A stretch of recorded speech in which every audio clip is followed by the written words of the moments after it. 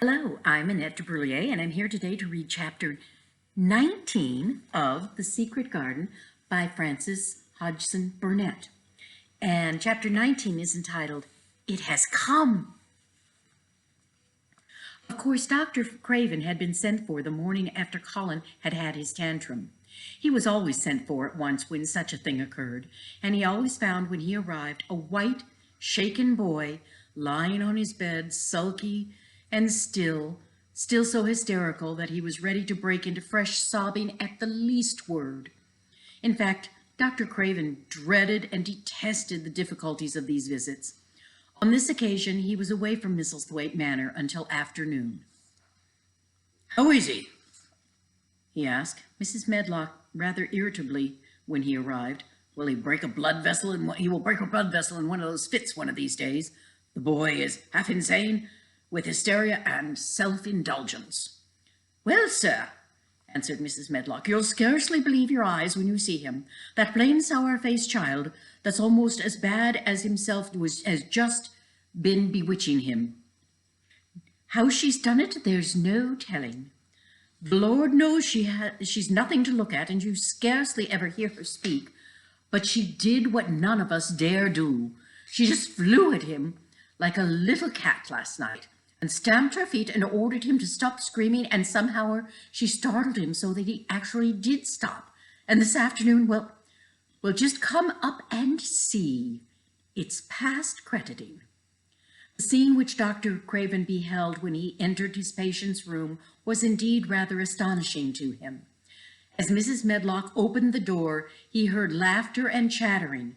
Colin was on his sofa in his dressing gown, and he was sitting up quite straight, looking at a picture in one of the garden books and talking to the plain child, who at that moment could scarcely be called plain because her face was glowing with enjoyment.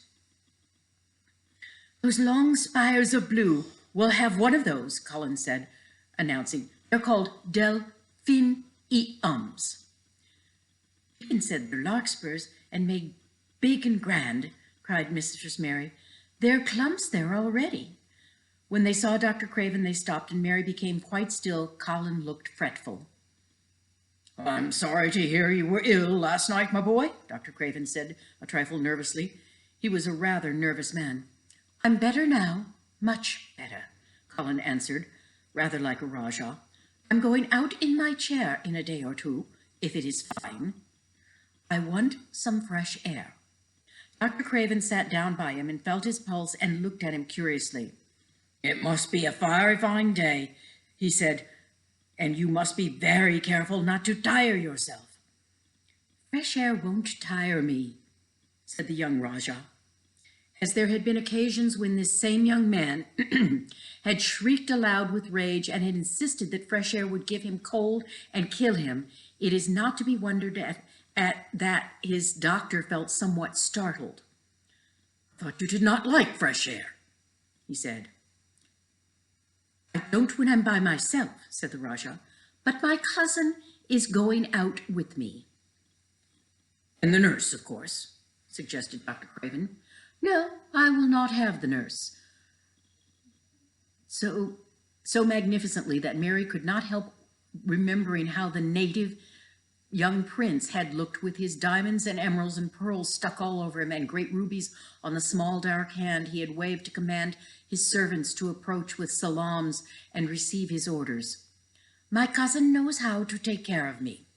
I am always better when she is with me. She made me better last night. A very strong boy I know will push my carriage. Dr. Craven felt rather alarmed. If this tiresome, hysterical boy should chance to get well, he himself would lose all chance of inheriting Misselthwaite. But he was not an unscrupulous man, though he was a weak one, and he did not intend to let him run into actual danger. He must be a strong boy and a steady boy, he said, and I must know something about him. Who is he? What is his name? It's Dickon. Mary spoke up suddenly. She felt somehow that everybody who knew the Moor must know Dickon, and she was right, too. She saw that in a moment Dr. Craven's serious face relaxed into a relieved smile. Oh, Dickon, he said.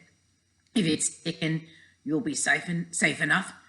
He's strong as a moor pony, that's Dickon." "And he's trusty," said Mary. "He's the trustiest lad in Yorkshire." She'd been talking Yorkshire to Colin, and so she forgot. "Did Dickon teach you that?" asked Dr. Craven, laughing outright. "I'm learning it as if it were French," said Mary rather coldly. "It's like a native dialect in India.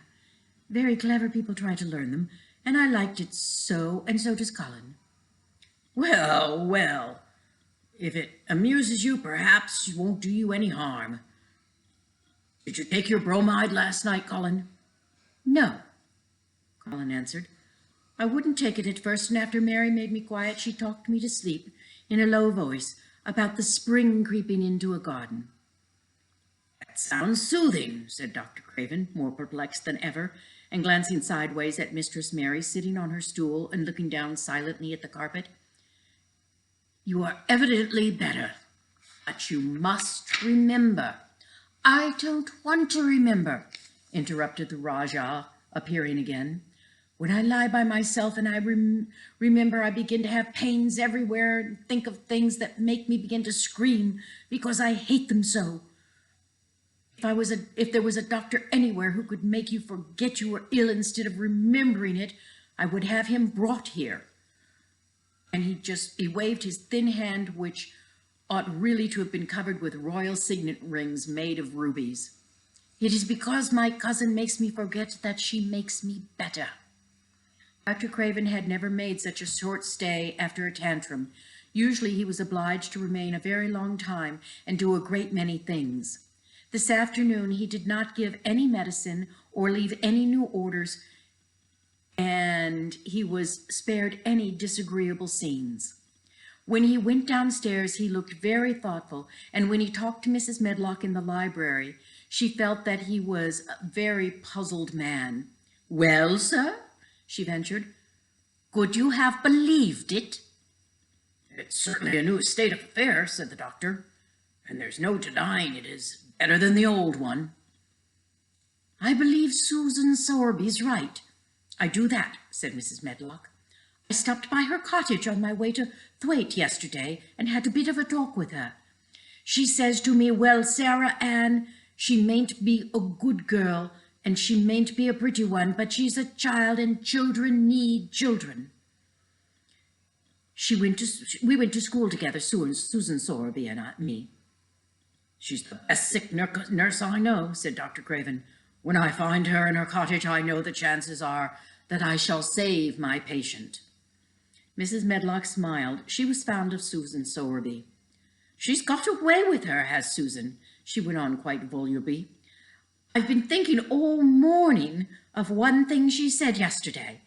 She said once, when I was giving the children a bit of a breach after they'd been fighting, I says to them all, 'When I was at school, my geography told as though the world was shaped like an orange, and I found out before I was 10 that a whole orange doesn't belong to nobody. No one owns more than his bit of a quarter, and there's times it seems like there's not enough quarters to go around. But don't you, none of you, think as you own the whole orange, or you'll find out you're mistaken, and you won't find out without hard knocks.' That's what children learn from children," she said. Is that there's no sense in grabbing at the whole orange and peeling all. If you do, you'll likely not get even the pips, and them's too bitter to eat." "She's a shrewd woman," said Dr. Craven, putting on his coat. "Well, she's got a way of saying things," ended Mrs. Medlock, much pleased.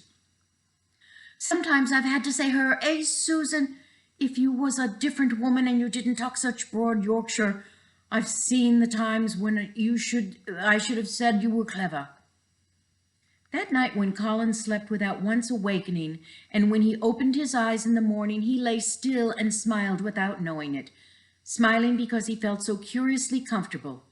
It was actually nice to be awake, and he turned over and stretched his limbs luxuriously. He felt as if tight strings which had held him had loosened and let him go.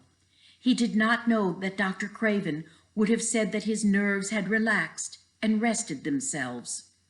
Instead of lying and staring at the wall and wishing he had not awakened, his mind was full of the plans he and Mary had made yesterday, of pictures of the garden and of Dickon and his wild creatures. It was so nice to have things to think about.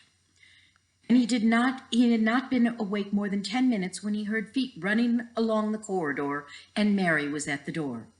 The next minute she was in the room and had run across to his bed to bring with her a waft of fresh air full of the scent of the morning.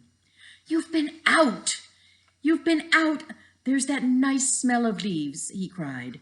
She had been running, and her hair was loose and blown, and she was bright with the air and pink cheeks, though he could not see it.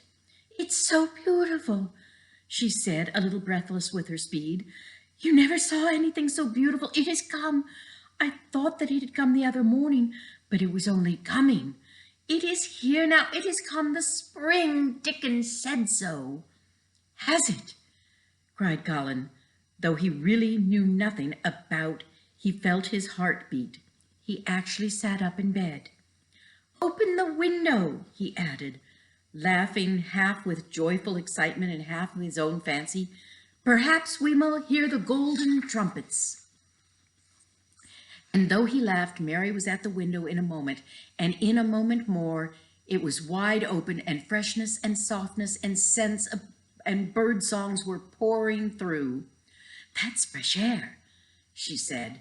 "Lie on your back and draw in long breaths of it. That's what Dickon does when he's lying on the moor.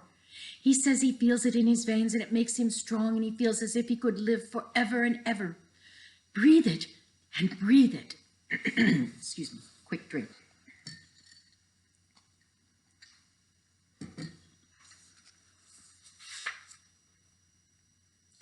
She was only repeating what Dickon had told her, but she caught Colin's fancy. "Forever and ever. Does it make him feel like that?" he said, and he did as she told him, drawing in long, deep breaths over and over again, until he felt that something quite new and delightful was happening to him. Mary was at his bedside again. "Things are growing up out of the earth," she ran out in a hurry, "and there are flowers uncurling and buds on everything, and the green veil has covered nearly all the gray, and the birds are in such a hurry about their nests for fear they may be too late, that some of them are even fighting for places in the secret garden. And the rose bushes look as wick can be, and there are primroses in the lanes and woods, and the seeds are we planted her up, and Dickon has brought the fox and the crow and the squirrels and the newborn lamb." And then she paused for breath. The newborn lamb Dickon had found 3 days before, lying by its dead mother among the gorse bushes on the moor. It was not the first motherless lamb he had found, and he knew what to do with it. He had taken it to the cottage, wrapped in his jacket, and he had let it lie near the fire and fed it with warm milk. It was a soft thing with a darling, silly baby face and legs rather long for its body. Dickon had carried it over the moor himself, and its feeding bottle was in his pocket with the squirrel, and when Mary sat under the tree with its limp warmness huddled on her lap, she had felt as if she were too full of strange joy to speak. A lamb, a living lamb who lay on your lap like a baby. She was describing it with great joy, and Colin listened and drawing in long breaths of air when the nurse entered. She started a little at the sight of the open window. She had sat stifling in the room many a warm day because her patient was sure that open windows gave people cold. "Are you sure you're not chilly, Master Colin?" she inquired. "No, I was not," was the answer. "I am breathing long breaths of fresh air. It makes you strong. I am going to get up to the sofa for breakfast, and my cousin will have breakfast with me." The nurse went away, concealing a smile, to give the order for 2 breakfasts. She found the servants' hall a more amusing place than the invalid's chamber, and just now everybody wanted to hear the news from the upstairs. There was a great deal of joking about the unpopular recluse who, as the cook had said, had found his master and good for him. The servants' hall had been very tired of the tantrums, and the butler, who was a man with a family, had more than once expressed his opinion that the invalid would be all the better for a good hiding.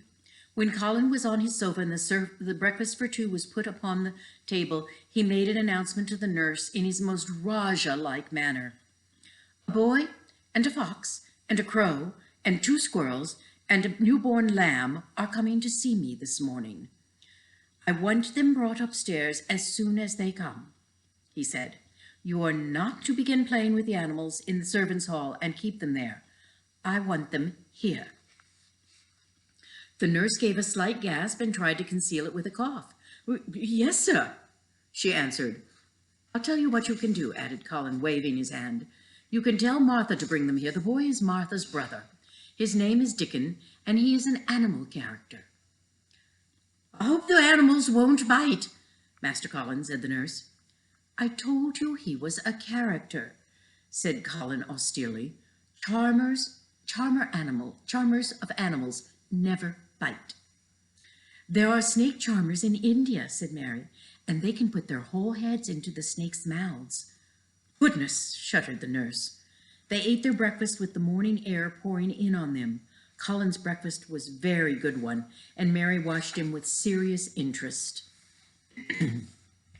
You will be getting fatter just as I did, she said. I never wanted my breakfast when I was in India, and now I always want it. I wanted mine this morning, said Colin. Perhaps it was the fresh air. When do you think Dickon will come? Listen, she said. Did you hear the call? Colin listened and heard it. The oddest sound in the world to hear inside a house, a horse. Caw, caw. Yes, he answered. That's Soot, said Mary. Listen again. Do you hear the bleat? A tiny one? Oh, yes, cried Colin, quite flushing. That's the newborn lamb, said Mary. He's coming. Dickon's moorland boots were thick and clumsy, though he tried to walk quietly, they made a clumping sound as he walked through the long corridors. Mary and Colin heard him marching until he passed through the tapestry door onto the soft carpet of Colin's own passage. If you please, sir, announced Martha, opening the door. If you please, sir, it's Dickens and his creatures. Dickon came in, smiling his nicest wide smile. The newborn lamb was in his arm, and the little red fox trotted by his side. Nut sat on his left shoulder, and Soot on his right, and Shell's head and paws peeped out of his coat pocket. Colin slowly sat up and stared, as he had stared when he first saw Mary, but this was a stare of wonder and delight. The truth was that in spite of all he had heard, he had not in the least understood what this boy would be like, and that his fox and his crow and squirrels and his lamb were so near to him, and his friendliness, that they seemed almost to be part of himself.